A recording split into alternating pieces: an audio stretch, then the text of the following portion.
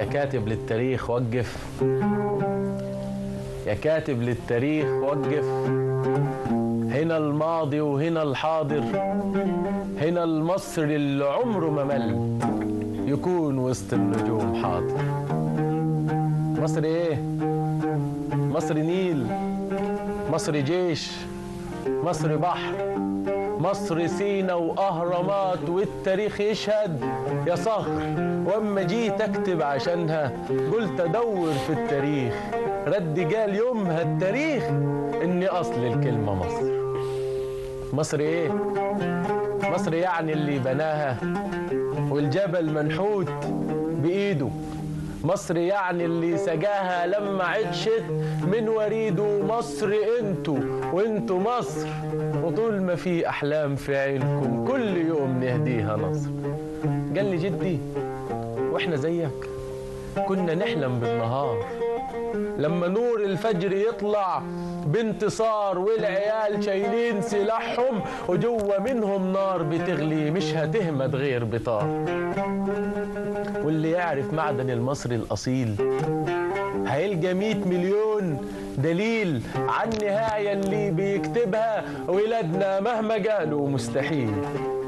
كل واحد في البلد دي مهما شاف عنده نسر على الكتاف وحب وطنه في الوريد.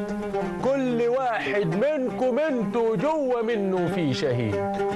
لو نادت له الارض يجري بعلو صوته يقوم ينادي حي عن نصر البلاد. يودع امه يقول لها كلنا لو متنا يما راس بلادنا تبقى فوق وفي السماء ترفع رايات. بكره كل الناس يقولوا مصر عاشت بالشهامه وبالشهاده وبالايدين اللي بتعمل معجزات. بكره كل الدنيا تعرف مصر عاشت لما ابنك ليها مات. فارفعي يا راسك اوعي يوم تنزل دموع.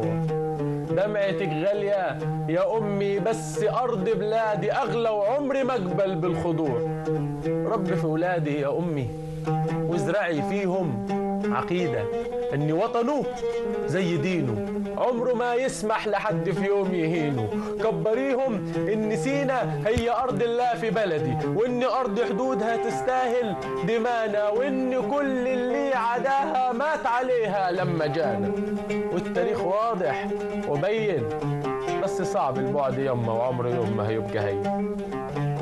قاسية نار الفرج عارف وعرة لما تشم ريحتي في الهدوء، واما تنسي في يوم تعدي جنب اوضتي وتناديلي يا ابني قوم.